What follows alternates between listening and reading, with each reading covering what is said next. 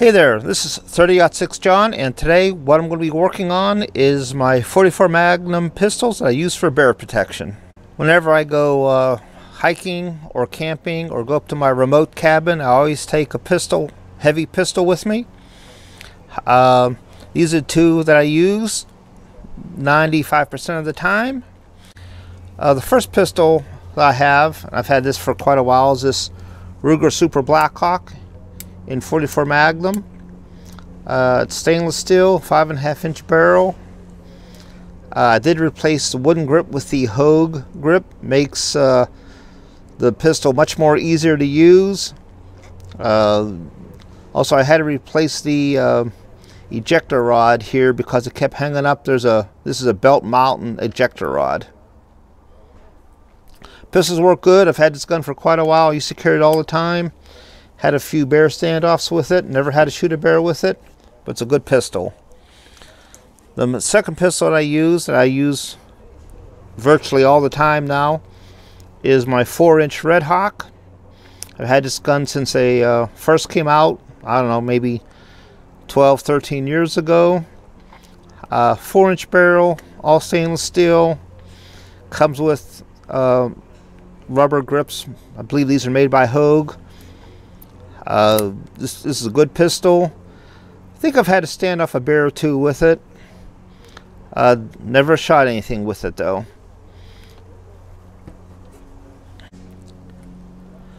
These are the two loads that I use anymore for my 44 Magnum pistols. The first one is sort of a heavy practice load, almost a medium 44 Magnum load. It's a 240 grain hard cast lead with 10.5 grains of unique. I've chronographed these going from the 4-inch barrel. They're going right around 1,200 feet per second. My other load is a 300 grain hard cast lead.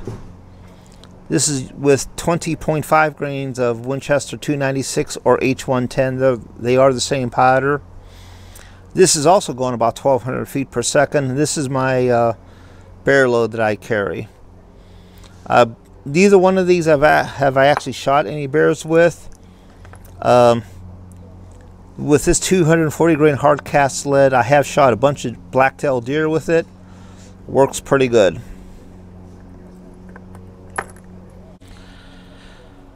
I know some people, they say that 44 mag is sort of an old caliber, sort of obsolete. Either go with a 10mm or maybe a 454 Casull or 500 Smith & Wesson.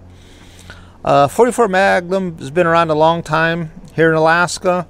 Been used to kill a lot of game, a lot of bears in Alaska for defensive use. I feel completely confident with this handgun, 44 mag load with a proper load in Alaska. I do have a 10mm pistol. I have hand loaded for it. I would rather carry my 44 Magnum revolver with heavy bear loads, with these 300 grain heavy bear loads. So carrying the Super Blackhawk in this Uncle Mike's holster and belt combo is I carried cross draw, and we have a carrier here. It has 12 rounds of ammo in it. 6 more in the gun, makes it 18. And here is the Super Blackhawk holster. And like I said, I've carried this holster many years on belt setup. Once again, when you want to draw the holster, you have to have 2 hands. This one here releases a snap, which sort of slows things up, but as long as you train that way, you're okay. And pull the gun out. This belt goes over your other belt. This here holds 12 rounds.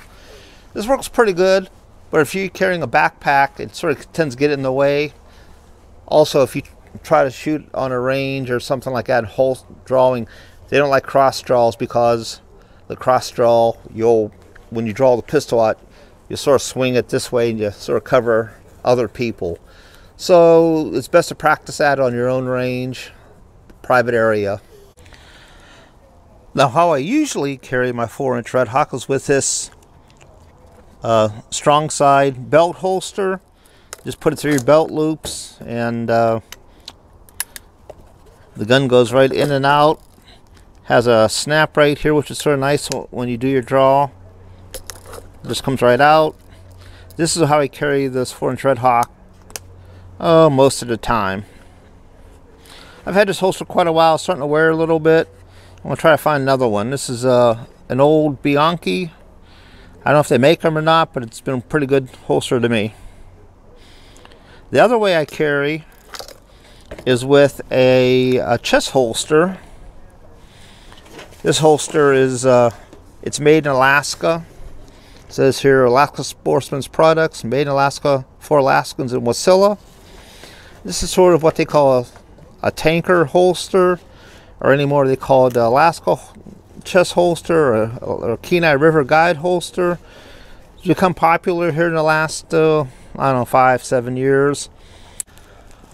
So this is the chest holster hooked up while I'm wearing it. Once again, you put this over your shoulder. This goes around and clips in right here. Then this bottom one goes through your belt, comes back up. If you don't wear a belt, you put it through a belt loop. Just sort of a loop here has a snatch or attachment here. Pretty comfortable. Like I said, you think it'd be awkward because it's in your chest, but it's really, once you're hiking with it, now that's pretty comfortable. And it does leave your hip open, which is good if you're carrying a pack full of meat or a backpack. It works out pretty good just because your hip belt doesn't get in the way of the holster. If you want to draw your holster, you have to bring both hands up. This one releases the snatch. That one pulls out the pistol. So, other than that though, it works really good. If you're wading through a lot of water, have hip waders on, pretty comfortable. You know, you don't have to worry about your gun getting wet unless you fall in the water.